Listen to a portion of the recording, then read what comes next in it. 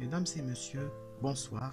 Ravi de vous retrouver dans une nouvelle vidéo pour vous présenter le tome 2 de la biophysique de Robert Atlani. Donc, physique, radiation ionisante et biophysique.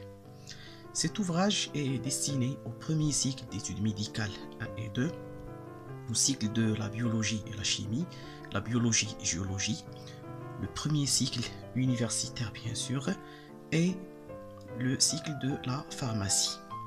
Il s'agit d'un rappel de cours avec 162 exercices et problèmes corrigés relatifs à la biophysique des radiations ionisantes.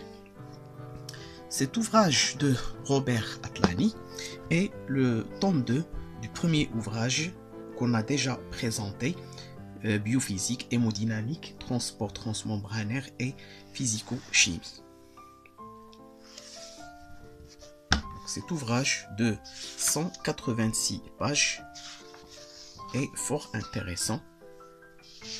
Donc, il est constitué du premier chapitre traitant donc la structure atomique, le chapitre 2, la structure du noyau atomique, les nucléons, les isotopes, les isobars, les isotones, les défauts de masse et ainsi de suite, avec pour chaque chapitre des exercices d'application. Le chapitre 3 est relatif aux rayons X, leur production, leurs propriétés, l'interprétation des phénomènes des spectres continus, les spectres de Rayleigh, la relation de Duhan et Hunt, les applications des rayons X.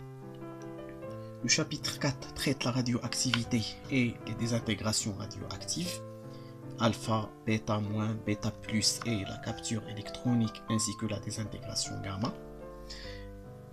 Le chapitre 5 traite les interactions entre les particules et la matière, donc il traite les notions du pouvoir d'arrêt, le parcours d'ionisation, le transfert linéaire d'énergie, les interactions des particules alpha, des électrons et des neutrons avec la matière.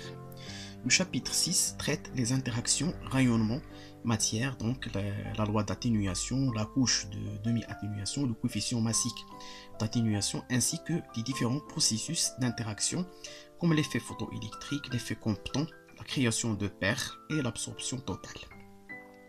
Le chapitre 6 est relatif à la détection des particules nucléaires, notamment des techniques de détection comme les compteurs de Geiger-Müller, comme les compteurs à effet Cherenkov, comme les compteurs à scintilomètre liquide, comme les détecteurs à semi-conducteurs, les chambres à bulles, les chambres de diffusion, les chambres à étincelles, les chambres de vapeur de Wilson, et ainsi de suite, des méthodes de détection des particules nucléaires. Les émulsions photographiques, oui, les détecteurs chimiques aussi, sans les oublier. Donc le chapitre 8 traite la dosimétrie, donc les grandeurs physiques, le flux énergétique, la notion de fluence énergétique, le débit, la notion de fluence énergétique, la dose absorbée, la notion du kerma, le rad, et ainsi de suite. L'exposition. Le chapitre 9 traite les radiations ionisantes, leur action, leurs applications médicales, quelques aspects de la radiobiologie, le radiodiagnostic, la radioprotection, la radiothérapie et la radioisotope. Et les radioisotopes plutôt. Donc le chapitre, la première partie traite donc la théorie de la cible, l'efficacité biologique relative et la dose biologique efficace. Donc il traite les effets biologiques des radiations ionisantes à l'échelle moléculaire, cellulaire et tissulaire. La deuxième partie traite le radiodiagnostic, donc la radiographie.